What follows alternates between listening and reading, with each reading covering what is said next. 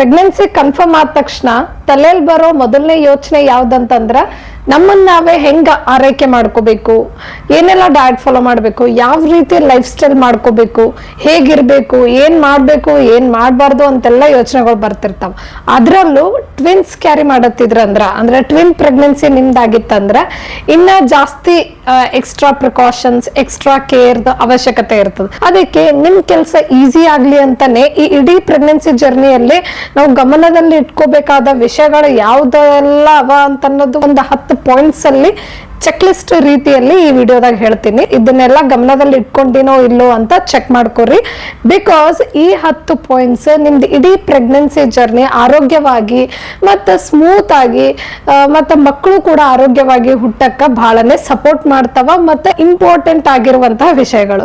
ನಮಸ್ತೆ, ನಾನು Ganga. Welcome to ನಮಸ್ತೆ ಮಾಮ್ಸ್ ಕನ್ನಡ ವ್ಲಾಗ್ಸ್. ಈ ವಿಡಿಯೋನ ಪೂರ್ತಿಯಾಗಿ ಸ್ಕಿಪ್ ಮಾಡದೆ ನೋಡ್ರಿ. ಹಾಗೆ ನನ್ನ ಚಾನಲ್ ನ ತಪ್ಪದೆ ಸಬ್ಸ್ಕ್ರೈಬ್ ಮಾಡ್ಕೊರಿ. ಅಂಡ್ ನನ್ನ Instagram account Namaste moms follow ಮಾಡ್ರಿ. ಬಿಕಾಸ್ ಅಲ್ಲೂ ಕೂಡ ನಾನು mom life tips, nutrition, life style, travel related reels ನ ಶೇರ್ ಮಾಡ್ತಿರ್ತೀನಿ. ಫಸ್ಟ್ ಚೆಕ್ ಲಿಸ್ಟ್ ಯಾವ್ದಂದ್ರ, ನೀವು ಪ್ರೆಗ್ನೆನ್ಸಿ ಏನೋ ಕನ್ಫರ್ಮ್ ಮಾಡ್ಕೊಂತೀರಿ, ಅವಾಗ ಗೊತ್ತಾಗ್ತದ ಟ್ವಿನ್ಸ್ನು ಕ್ಯಾರಿ ಮಾಡತ್ತೀರಂತ. ಬಟ್ ಅದ್ರ ಜೊತೆ ಇನ್ನೊಂದು ಮುಖ್ಯವಾದ ವಿಷಯ ತಿಳ್ಕೊಬೇಕಾಗಿದ್ದು ಯಾವ್ದಂದ್ರ, ನಿಮ್ದು ಟ್ವಿನ್ ಪ್ರೆಗ್ನೆನ್ಸಿ ಡೈಕೋರಿಯನಿಕ್ ಅದನೋ ಅಥವಾ ಮೊನೋಕೋರಿಯನಿಕ್ ಅದನೋ ಅನ್ನೋದನ್ನು ತಿಳ್ಕೊಬೇಕಾಗ್ತದ. ಅದು ರಿಪೋರ್ಟ್ ಅಲ್ಲೂ ಬರ್ದಿರ್ತಾರ ಅಥವಾ ನಿಮ್ ಡಾಕ್ಟರಿಗೆ ಕೇಳಿನೂ ತಿಳ್ಕೊಬಹುದು. ಯಾಕಂತಂದ್ರ ಮೊನೋಕೋರಿಯನಿಕ್ ಅಂದಾಗ ಸೇಮ್ ಪ್ಲಸೆಂಟಾ ಶೇರ್ ಮಾಡ್ತಿರ್ತಾವ ಇಬ್ರು ಮಕ್ಕಳು. ಅದೇ ಡೈಕೋರಿಯನಿಕ್ ಅಂದಾಗ 2 ಪ್ಲಸೆಂಟಾ ಇರ್ತಾವ, ಡಿಫ್ರೆಂಟ್. ಇದ್ರ ಬಗ್ಗೆ ಡೀಟೇಲ್ ಆಗಿ ವಿಡಿಯೋ ಮಾಡಿ ಹೇಳಿದ್ದೀನಿ, ಟ್ವಿನ್ ಪ್ರೆಗ್ನೆನ್ಸಿ ಬೇಸಿಕ್ ಇನ್ಫೋ ಅನ್ನೋ ವಿಡಿಯೋ. ಬೇಕಂದ್ರೆ ಆ ವಿಡಿಯೋ ಲಿಂಕ್ ಕೆಳಗೆ ಡಿಸ್ಕ್ರಿಪ್ಷನ್ ಬಾಕ್ಸ್ ನ ಕೊಟ್ಟಿರ್ತೀನಿ, ಚೆಕ್ ಮಾಡ್ಕೊರಿ. ಮೊನೋಕೋರಿಯನಿಕ್ ಆದ್ರೂ ಇರ್ಲಿ, ಡೈಕೋರಿಯನಿಕ್ ಆದ್ರೂ ಇರ್ಲಿ, ಟ್ವಿನ್ಸ್ ಅದಾವಲ್ಲ ತಿಳ್ಕೊಳ್ಳೋದು ಯಾಕೆ ಇಂಪಾರ್ಟೆಂಟ್ ಅಂತ ಅನಿಸ್ಬೋದು ನಿಮಗ. ಹಂಗ ಅನ್ಕೋಬೇಡ್ರಿ. ಇದು ಯಾಕೆ ಇಂಪಾರ್ಟೆಂಟ್ ಅಂದ್ರ, ಮೊನೋಕೊರಿಯನಿಕ್ ಇದ್ದಾಗ ರಿಸ್ಕ್ ಫ್ಯಾಕ್ಟರ್ ಜಾಸ್ತಿ ಇರ್ತದ. ಬಿಕಾಸ್ 2 ಮಕ್ಕಳು ಒಂದೇ ಪ್ಲಸೆಂಟಾ ಶೇರ್ ಮಾಡ್ತಿರ್ತಾವ. ಸೊ ಬೆಳವಣಿಗೆಯಲ್ಲಿ ಯಾವುದೇ ರೀತಿ ಕುಂಠಿತ ಆಗ್ಬಾರ್ದು. ಸೊ ರಿಸ್ಕ್ ಜಾಸ್ತಿ ಇರ್ತದ. ಹಂಗಾಗಿ ಎಕ್ಸ್ಟ್ರಾ ಕೇರ್, ಎಕ್ಸ್ಟ್ರಾ ಪ್ರಿಕಾಷನ್ಸ್ ಎಲ್ಲ ನೆಸೆಸರಿ ಇರ್ತದ. ಅಲ್ಲಿ ಡೈಕೋರಿಯನಿಕ್ ಗೆ 2 ಬೇರೆ ಪ್ಲಸೆಂಟಾ ಇರ್ತಾವ. ಸೊ ಇಲ್ಲಿಂದ ಆರೈಕೆ ಸ್ವಲ್ಪ ಡಿಫರ್ ಆಗ್ತದ. ಹಂಗಾಗಿ ನಿಮ್ಮ ಆರೋಗ್ಯದ ದೃಷ್ಟಿಯಿಂದ, ನಿಮ್ಮ ಮಕ್ಕಳ ಬೆಳವಣಿಗೆ ಆರೋಗ್ಯದ ದೃಷ್ಟಿಯಿಂದ ಮೊದಲನೇ ತಿಳ್ಕೊಳ್ಳೋದು ಒಳ್ಳೇದು. ಬಿಕಾಸ್ ನೀವು ರಿಸ್ಕ್ ಫ್ಯಾಕ್ಟರ್ ನ ಅನಲೈಸ್ ಮಾಡ್ಕೊಂಡು ಅದಕ್ಕೆ ಪ್ರಿಪೇರ್ಡ್ ಆಗಿ ಇರಬಹುದು, ಮ್ಯಾನೇಜ್ ಮಾಡಬಹುದು ಈಸಿಯಾಗಿ. ಚೆಕ್ ಲಿಸ್ಟ್ ನಂಬರ್ 2, ಡಾಕ್ಟರ್ ಕೊಟ್ಟಿರೋ ಸಪ್ಲಿಮೆಂಟ್ಸ್ ಅಂದ್ರೆ iron, folic acid, calcium, vitamin D, ಆಮೇಲೆ ಒಮೆಗಾ 3 ಅಥವಾ DHA ಅದರದ್ದು ಸಪ್ಲಿಮೆಂಟ್ಸ್, ಏನೇ ಸಪ್ಲಿಮೆಂಟ್ಸ್ ಕೊಟ್ಟಿರ್ತಾರಲ್ಲ ಅದನ್ನ ಕರೆಕ್ಟ್ ಆಗಿ ತಗೊಳಕತ್ತಿರೋ ಇಲ್ಲೋ ಅನ್ನೋದು ವೆರಿ ಇಂಪಾರ್ಟೆಂಟ್ ಆಗ್ತದ. ಇವೆಲ್ಲಾನು ಡಾಕ್ಟರ್ ಹೇಳಿರೋ ಪ್ರಕಾರ, ಅವ್ರು ಪ್ರಿಸ್ಕ್ರೈಬ್ ಮಾಡಿರೋ ಪ್ರಕಾರ ರೆಗ್ಯುಲರ್ ಆಗಿ ಮಿಸ್ ಮಾಡದೆ ತಗೋಬೇಕಾಗ್ತದ.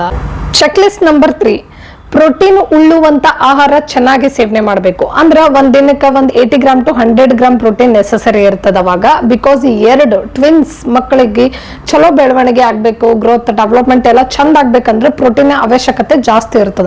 ಹಾಗಾಗಿ ಪ್ರೋಟೀನ್ ಉಳ್ಳುವಂತ ಆಹಾರಗಳಾದ ಸ್ಪ್ರೌಟ್ಸ್, ಎಗ್ಸ್, ಪನೀರ್ ಇದನ್ನೆಲ್ಲ ನಿಮ್ಮ ಡಯಟ್ ಅಲ್ಲಿ ಚೆನ್ನಾಗಿ ಇನ್ಕ್ಲೂಡ್ ಮಾಡ್ಕೋಬೇಕು. ಪ್ರತಿನಿತ್ಯನೂ ಪ್ರೋಟೀನ್ ಉಳ್ಳುವಂತ ಆಹಾರ ಚೆನ್ನಾಗಿ ಸೇವನೆ ಮಾಡಬೇಕು. ಮತ್ತು ಇದರ ಜೊತೆಗೆ ಬೇರೆ ಎಲ್ಲ ನ್ಯೂಟ್ರಿಯೆಂಟ್ಸ್ ಆದ calcium, vitamins, minerals, fibre, omega 3 fatty acids ಮತ್ತು ಹೆಲ್ದಿ ಫ್ಯಾಟ್ಸ್ ಇವೆಲ್ಲ ನ್ಯೂಟ್ರಿಯೆಂಟ್ಸ್ ನಿಮ್ ಡಯಟ್ ಅಲ್ಲಿ ಪ್ರತಿದಿನ ಯಾವ್ದಾದ್ರೂ ಒಂದು ಆಹಾರದ ಮೂಲಕ ಸಿಗ್ಬೇಕು ನಿಮಗ. ಅವಾಗ ಮಾತ್ರ ಬೆಳವಣಿಗೆ ಚಂದ ಆಗ್ತಾವ ಮಕ್ಕಳದು. ಈ ಎಲ್ಲಾ ನ್ಯೂಟ್ರಿಯೆಂಟ್ಸ್ ಯಾವ್ಯಾವ ಆಹಾರದಲ್ಲಿ ಇರ್ತದ, ಆಮೇಲೆ ಯಾವ ಟ್ರೈಮಿಸ್ಟರ್ ಅಲ್ಲಿ ಯಾವ ನ್ಯೂಟ್ರಿಯೆಂಟ್ಸ್ ನೆಸೆಸರಿ ಬೀಳ್ತದ, ಯಾವ ನ್ಯೂಟ್ರಿಯೆಂಟ್ಸ್ ತಪ್ಪದೆ ನಾವು ಇನ್ಕ್ಲೂಡ್ ಮಾಡ್ಕೋಬೇಕು ಅನ್ನೋದಕ್ಕೆಲ್ಲ ಸೆಪರೇಟ್ ವಿಡಿಯೋಸ್ ಮಾಡಿ ಹಾಕಿದ್ದೀನಿ ನನ್ನ ಚಾನಲ್ನಾಗ. ಬೇಕಂದ್ರ ಕೆಳಗೆ ಡಿಸ್ಕ್ರಿಪ್ಷನ್ ಬಾಕ್ಸ್ ನಾಗ ಲಿಂಕ್ ಕೊಟ್ಟಿರ್ತೀನಿ, ಚೆಕ್ ಮಾಡ್ಕೊರಿ. ಮತ್ತ ನಾವು ಆಹಾರ ಏನೇ ಸೇವನೆ ಮಾಡಿದ್ರು ಸ್ವಲ್ಪವಾಗಿ ಮಧ್ಯದಲ್ಲಿ ಅಂದ್ರೆ ಒಂದು ಎವ್ರಿ 2 hours 2.5 hours ಒಮ್ಮೆ ಸ್ವಲ್ಪನೇ ತಿಂತಾ ಇರೋದು. ಅದು ಹೆಲ್ದಿ ಆಗಿರುವುದನ್ನ ಮಾತ್ರ ತಗೊಳ್ಳೋದು. ಜಂಕ್ ಫುಡ್, ಪ್ರೊಸೆಸ್ಡ್ ಫುಡ್ ಇದನ್ನೆಲ್ಲ ಅವಾಯ್ಡ್ ಮಾಡಬೇಕು. ಈ ರೀತಿ ಸ್ಮಾಲ್ ಅಂಡ್ ಫ್ರೀಕ್ವೆಂಟ್ ಮೀಲ್ಸ್ ತಗೊಂಡಾಗ ಪ್ರೆಗ್ನೆನ್ಸಿನಾಗ ಏನ್ ಸಣ್ಣ ಪುಟ್ಟ ಸಮಸ್ಯೆ, ಆರೋಗ್ಯ ಸಮಸ್ಯೆ like acidity, heart burn, constipation, ಅಜೀರ್ಣ ಸಮಸ್ಯೆ ಏನ್ ಅನುಭವಿಸ್ತಿರ್ತೀವಿ, ವೀಕ್ನೆಸ್, ನಾಜಿಯಾ, ಅದನ್ನೆಲ್ಲ ಟ್ಯಾಕಲ್ ಮಾಡಾಕ ಈ ರೀತಿಯಾದ ಒಂದು ಡಯಟ್ ಹೆಲ್ಪ್ ಮಾಡ್ತದ. Check list number 4, hydration. ಚೆನ್ನಾಗಿ ನೀರ್ ಸೇವನೆ ಮಾಡಬೇಕು. ನೀರು ಉಳ್ಳುವಂತ ಎಲ್ಲಾ ಆಹಾರ, ಹಣ್ಣುಗಳನ್ನು ತಗೋಬೇಕು. ಲೈಕ್ ನೀರುಳ್ಳುವಂತ ಅಂದ್ರೆ ಮಜ್ಜಿಗೆ, ಜ್ಯೂಸಸ್ ಅಥವಾ ಗಂಜಿ, ಸೂಪ್ಸ್, ಜ್ಯೂಸಸ್ ಅವಾಯ್ಡ್ ಮಾಡ್ರಿ. ಬಿಕಾಸ್ ಸಕ್ಕರೆ ಹಾಕಿರೋ ಜ್ಯೂಸ್ ನೀವು ಕುಡಿದಾಗ ಟ್ವಿನ್ಸ್ ಕ್ಯಾರಿ ಮಾಡೋರಲ್ಲಿ ಜೆಸ್ಟೇಷನಲ್ ಡಯಾಬಿಟಿಸ್ ಆಗೋ ರಿಸ್ಕ್ ಜಾಸ್ತಿ ಇರ್ತದ. ಹಾಗಾಗಿ ಆದಷ್ಟು ಫ್ರೆಶ್ ಫ್ರೂಟ್ ಹಾಗೆ ತಿನ್ನೋದು ಒಳ್ಳೇದು. ಜ್ಯೂಸ್ ತಗೋಬೇಕಂದ್ರೂ ಸಕ್ಕರೆ ಹಾಕದೇ ಇರೋ ಮನೆಯಲ್ಲೇ ಹೈಜಿನಿಕ್ ಆಗಿ ಪ್ರಿಪೇರ್ ಮಾಡಿರುವಂತ ಜ್ಯೂಸ್ ತಗೋಬಹುದು. ಅದರಿಂದ ಯಾವುದೇ ರೀತಿ ಒಂದು ಬೇರೆ ಆರೋಗ್ಯದಲ್ಲಿ ಕಾಂಪ್ಲಿಕೇಶನ್ಸ್ ಎದುರಾಗಂಗಿಲ್ಲ. ಮತ್ತು ಬಟರ್ ಮಿಲ್ಕ್ ಅಂದ್ರೆ ಮಜ್ಜಿಗೆ ಹಾಗೆ ಕೊಕೊನಟ್ ವಾಟರ್ ಇದನ್ನೆಲ್ಲನೂ ನಿಮ್ಮ ಡಯಟ್ ಅಲ್ಲಿ ಇನ್ಕ್ಲೂಡ್ ಮಾಡ್ಕೊಂಡಾಗ ಹೈಡ್ರೇಷನ್ ಲೆವೆಲ್ ಮೈಂಟೈನ್ಡ್ ಆಗಿರ್ತದ. ಚೆಕ್ ಮಾಡ್ಕೋರಿ ನೀರೆಲ್ಲ ಚಂದ ಕುಡಿಲತ್ತಿರೋ ಇಲ್ಲೋ ಅಂತಂದು. ಚೆಕ್ ಲಿಸ್ಟ್ ನಂಬರ್ 5, ರೆಗ್ಯುಲರ್ ಆಗಿ ಸ್ಕ್ಯಾನ್ಸ್ ಮತ್ತು ಚೆಕಪ್ಸ್ ಮತ್ತು ಡಾಕ್ಟರ್ ಹತ್ರ ಹೋಗಿ BP ಶುಗರ್ ಮಾನಿಟರ್ ಮಾಡ್ಕೋದು ಯಾವ್ದನ್ನು ಮಿಸ್ ಮಾಡಬಾರ್ದು. ಸ್ಕ್ಯಾನ್ಸ್ ಸ್ವಲ್ಪ ಹೆಚ್ಚಿಗೆನೇ ಇರ್ತಾವೆ ಟ್ವಿನ್ಸ್ ಕ್ಯಾರಿ ಮಾಡೋರಿಗೆ. Check list number 6, twins carry ಮಾಡೋರಲ್ಲಿ ಪ್ರೀ ಟರ್ಮ್ ಲೇಬರ್ ಆಗೋ ಚಾನ್ಸ್ ರಿಸ್ಕ್ ಜಾಸ್ತಿ ಇರ್ತದೆ. ಹಾಗಾಗಿ ಆದಷ್ಟು ಪ್ರೀ ಟರ್ಮ್ ಲೇಬರ್ ಆಗದೆ ಇರೋ ಹಾಗೆ ನಿಮ್ಮ ನೀವೇ ಕಾಳಜಿ ವಹಿಸ್ಕೋರಿ. ಅಂದ್ರೆ ಜಾಸ್ತಿ ಆಯಾಸ ಆಗುವಂತಹ ಕೆಲಸಗಳನ್ನು ಮಾಡಬೇಡ್ರಿ. ಮಧ್ಯದಲ್ಲಿ ರೆಸ್ಟ್ ತಗೊಂತಾ ಇರ್ರಿ. ಡೇ ಟೈಮಲ್ಲೂ ರೆಸ್ಟಿನ ಅವಶ್ಯಕತೆ ಇದ್ದೇ ಇರ್ತದೆ. ಥರ್ಡ್ ಟ್ರೈಮಿಸ್ಟರ್ ಅಲ್ಲಿ ಬಂದಾಗ ಸ್ವಲ್ಪ ಜಾಸ್ತಿನೇ ಇರ್ತದ. ಸೊ ಅವಾಗವಾಗ ರೆಸ್ಟ್ ತಗೊಂತಾ ಇರಬೇಕು. ಆಮೇಲೆ ಲಾಂಗ್ ಡಿಸ್ಟೆನ್ಸ್ ಎಲ್ಲ ಟ್ರಾವೆಲ್ ಮಾಡೋದು ಅವಾಯ್ಡ್ ಮಾಡ್ರಿ. ಆಮೇಲೆ ಭಾರವಾಗಿರುವ ವಸ್ತುಗಳನ್ನ ಎತ್ತದನ್ನ ಅವಾಯ್ಡ್ ಮಾಡ್ರಿ.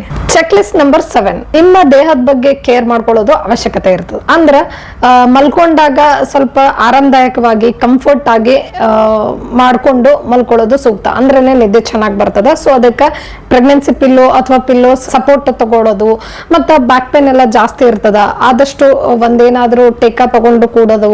ಆಮೇಲೆ ಸ್ವೆಲ್ಲಿಂಗ್ಸ್ ಆಗೋದು, ಕಾಲಲ್ಲಿ ಊತ ಕಾಣಿಸ್ಕೊಳ್ಳೋದೆಲ್ಲ ಆಗ್ತದ. ಸೊ ಅದಕ್ಕೆ ಹೈಡ್ರೇಷನ್ ಎಲ್ಲ ಚಂದ ಮೇಂಟೈನ್ ಮಾಡೋದು. ಆಮೇಲೆ ಸ್ಟ್ರೆಚ್ ಮಾರ್ಕ್ಸ್ ಮೂಡಕ್ ಸ್ಟಾರ್ಟ್ ಆಗ್ತಾವಲ್ಲ, ಅದಕ್ಕೆ ಕ್ರೀಮ್ ಎಲ್ಲ ಅಪ್ಲೈ ಮಾಡೋದು. ಇಚ್ಚಿಂಗ್ ಆ ತರ ಆಗ್ಲತ್ತಿತ್ತಂದ್ರೂ ಅದನ್ನೆಲ್ಲ ಪ್ರಿವೆಂಟ್ ಮಾಡ್ತದ.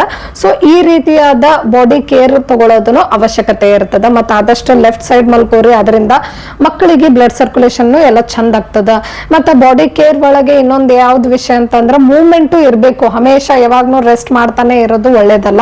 ಸ್ವಲ್ಪ ಆಕ್ಟಿವಿಟಿ ಇರಬೇಕು. ಲೈಟ್ ಆಗಿ ನಿಮ್ಮ ಬಾಡಿ ಯಾವಾಗ ಎಷ್ಟು ಸಪೋರ್ಟ್ ಮಾಡ್ತದ ಅಷ್ಟನ್ನು ಮಾತ್ರ ಮಾಡೋದು ಬಹಳನೇ ಸೂಕ್ತ. ಸ್ವಲ್ಪ ವಾಕಿಂಗ್ ಹೋಗೋದಾಗಿರ್ಬಹುದು ಅಥವಾ ಲೈಟ್ ಬ್ರೀದಿಂಗ್ ಎಕ್ಸರ್ಸೈಸಸ್ ಆ ತರ ಮಾಡೋದು ಒಳ್ಳೇದು. ಆದಷ್ಟು ಆಕ್ಟಿವಿಟಿ ಲೆವೆಲ್ ಮತ್ತು ರೆಸ್ಟ್ ಎಲ್ಲ ಬ್ಯಾಲೆನ್ಸ್ ಆಗಿ ಇಟ್ಕೋರಿ. ಇದರಿಂದ ನೀವು ಫ್ರೆಶ್ ಆಗಿರ್ತೀರಿ, ಎನರ್ಜೆಟಿಕ್ ಆಗಿರ್ತೀರಿ, ಮತ್ತು ಮಕ್ಕಳು ಕೂಡ ಚೆನ್ನಾಗಿ ಬೆಳಿತಾರ. ಚೆಕ್ ಲಿಸ್ಟ್ ನಂಬರ್ 8, ಆದಷ್ಟು ನಿಮ್ಮ ಹಾಸ್ಪಿಟಲ್ ಬ್ಯಾಗ್ ಒಂದು 8th ಮಂತ್ ಅಲ್ಲೇ ರೆಡಿ ಆಗಿ ಇಟ್ಕೋರಿ. ನಿಮಗ ಏನೇನ್ ನೆಸೆಸರಿ ಬೀಳ್ತದ ಹಾಸ್ಪಿಟಲ್ನಾಗ ಆಫ್ಟರ್ ದ ಡೆಲಿವರಿ ಅನ್ನೋದನ್ನೆಲ್ಲ ಲಿಸ್ಟ್ ಮಾಡ್ಕೊಂಡು ಅದೆಲ್ಲ ಪ್ಯಾಕ್ ಮಾಡಿ ಇಟ್ಕೋರಿ 8ನೇ ತಿಂಗಳಲ್ಲೇ. ಹಾಗೆ ಮಕ್ಕಳಿಬ್ರಿಗೂ ಹುಟ್ಟಿದ್ಮೇಲೆ ಏನೇನೆಲ್ಲ ನೆಸೆಸರಿ ಬೀಳ್ತದ ಹಾಸ್ಪಿಟಲ್ದಾಗ ಇದ್ದಾಗ ಅನ್ನೋದನ್ನು ಲಿಸ್ಟ್ ಮಾಡಿ ಅದನ್ನು ಕೂಡ ರೆಡಿಯಾಗಿ ಇಟ್ಕೋರಿ ಮುಂಚೆನೆ. So that last moment stress ಎಲ್ಲ ಅವಾಯ್ಡ್ ಮಾಡ್ದಂಗೆ ಆಗ್ತದ. ಇದಕ್ಕೆ ಸೆಪರೇಟ್ ಆಗಿ ವಿಡಿಯೋಸ್ನು ಮಾಡಿದ್ದೀನಿ ನಾನು. ತಾಯಿ ಆಗುವಳಿಗೆ ಏನೇನು ನೆಸೆಸರಿ ಬೀಳ್ತದ ಹಾಸ್ಪಿಟಲ್ ಬ್ಯಾಗ್ನಾಗ ಏನೇನೆಲ್ಲ ಇಟ್ಕೋಬೇಕಂತ, ಮತ್ತು ಮಕ್ಕಳಿಗೋಸ್ಕರನು ಏನೇನೆಲ್ಲ ಇಟ್ಕೋಬೇಕು ಅನ್ನೋದನ್ನೂ ಸೆಪರೇಟ್ ವಿಡಿಯೋ ಮಾಡಿ ಹೇಳಿದ್ದೀನಿ. ಆ ವಿಡಿಯೋಗಳದ್ದು ಲಿಂಕ್ ಕೆಳಗೆ ಡಿಸ್ಕ್ರಿಪ್ಷನ್ ಬಾಕ್ಸ್ನಾಗ ಕೊಟ್ಟಿರ್ತೀನಿ, ಬೇಕಂದ್ರೆ ಚೆಕ್ ಮಾಡ್ಕೊರಿ. ಜೊತೆಗೆ ಅತಿ ಮುಖ್ಯವಾದದ್ದು ಇನ್ನೊಂದು ಯಾವ್ದಂದ್ರೆ ಫ್ಯಾಮಿಲಿ ಸಪೋರ್ಟ್. ನಿಮ್ಮ ಜೊತೆ ಹಾಸ್ಪಿಟಲ್ನಾಗ ಇಬ್ರಿಗೆ ರೆಡಿ ಇಟ್ಕೋರಿ. ಪ್ಲಸ್ ಮನೆಗೆ ಬಂದಾಗ್ನು ಎಲ್ಲ ನೋಡ್ಕೊಳ್ಳೋದಕ್ಕ ಎಲ್ಲಾನು ಮೊದ್ಲೇನೆ ಪ್ಲಾನ್ ಮಾಡಿ ಎಲ್ಲ ಸಾರ್ಟ್ ಔಟ್ ಮಾಡಿ ಇಟ್ಕೋರಿ. ನೆಕ್ಸ್ಟ್ ಸೈನ್ಸ್, ಕೆಲವೊಂದು ಏನಂತಾರೆ ವಾರ್ನಿಂಗ್ ಸೈನ್ಸ್ ಇರ್ತಾವಲ್ಲ, ಅದರ ಬಗ್ಗೆನೂ ಗಮನದಲ್ಲಿ ಇಟ್ಕೋಬೇಕು ನೀವು. ಇಡೀ ನಿಮ್ಮ ಪ್ರೆಗ್ನೆನ್ಸಿ ಜರ್ನಿನಾಗ್ನೂ ಹೌದು, ಮತ್ತು ಲಾಸ್ಟಿಗೆ ನಿಮ್ ಡೆಲಿವರಿ ಆಗ್ಬೇಕಾದ್ರೆ ಯಾವ ರೀತಿ ಸೈನ್ಸ್ ತೋರಿಸ್ತು ಅದರ ಬಗ್ಗೆ ಮುಂಚೆನೆ ಏನೆಲ್ಲ ಸೈನ್ಸ್ ಆಗ್ತವ ಅನ್ನೋದನ್ನು ತಿಳ್ಕೊಳ್ಳೋದು ಬಹಳ ಅವಶ್ಯಕತೆ ಆಗ್ತದೆ. ಅಂದ್ರೆ ಈಗ ಲೈಕ್ ಪ್ರೆಗ್ನೆನ್ಸಿನಾಗ ಯಾವಾಗ್ಲೇ ಆದ್ರೂ ನಿಮ್ಗೆ ಏನೇ ಒಂದು ಸಮಸ್ಯೆ ಅತಿಯಾಗಿ ಕಾಡ್ಲತ್ತಿತ್ತು, like you can't handle it ಅನ್ನೋ ರೀತಿಯಲ್ಲಿತ್ತು, ಅವಾಗಲೇ ಡಾಕ್ಟರ್ ಹತ್ರ ಹೋಗಿ ತೋರಿಸ್ಕೊಳ್ಳೋದು ವೆರಿ ಗುಡ್ ಅಂತಾನೆ ಹೇಳ್ತೀನಿ. ಯಾಕಂತಂದ್ರೆ ಟ್ವಿನ್ಸ್ ಅಲ್ಲಿ ಸ್ವಲ್ಪ ರಿಸ್ಕ್ ಜಾಸ್ತಿ ಇರ್ತದ. ಲೇಟ್ ಆಯ್ತಂದ್ರೆ ಮತ್ತೇನಾದ್ರೂ ಪ್ರಾಬ್ಲಮ್ ಆಗ್ಬಿಡ್ತದ. ಸೊ ಲೈಕ್ ಈಗ ಏನಾರೇ ಬ್ಲೀಡಿಂಗ್ ಅಥವಾ ಸ್ಪಾಟಿಂಗ್, ಆಮೇಲೆ ಕ್ರಾಂಪ್ಸ್ ಎಲ್ಲ ಜಾಸ್ತಿ ಇತ್ತು, ಬ್ಯಾಕ್ ಪೇನ್ ಎಲ್ಲ ಅತಿಯಾಗಿತ್ತು. ಈಗ ಕಾಲ್ಗಳಲ್ಲಿ ಊತ ಕಾಣಿಸ್ಕೊಳ್ಳೋದು ಮತ್ತು ವಾಮಿಟಿಂಗ್ ಎಲ್ಲ ಜಾಸ್ತಿ ಆಗೋದು ಫಸ್ಟ್ ಟ್ರೈಮಿಸ್ಟರ್ನಾಗ. ಆಮೇಲೆ ಯಾವಾಗ್ಲೂ ರೆಸ್ಟ್ ಮಾಡ್ತಾನೆ ಇರಬೇಕು, ಏನು ಆಕ್ಟಿವ್ ಆಗಿ ಇರಕ್ಕದು ನಿಮ್ದು ಫಿಸಿಕಲ್ ಹೆಲ್ತ್ ಸಪೋರ್ಟೇ ಮಾಡಲಾಗಿತ್ತು ಅಂತಂದಾಗ ಈ ರೀತಿ ಯಾವುದೇ ಸಮಸ್ಯೆ ನೀವು ಅನುಭವಿಸ್ಲತ್ತಿದ್ರಂದ್ರೆ ಜಲ್ದಿನೇ ಡಾಕ್ಟರ್ ಹತ್ರ ತೋರಿಸ್ಕೊಳ್ಳೋದು ಬಹಳನೇ ಒಳ್ಳೆಯದು.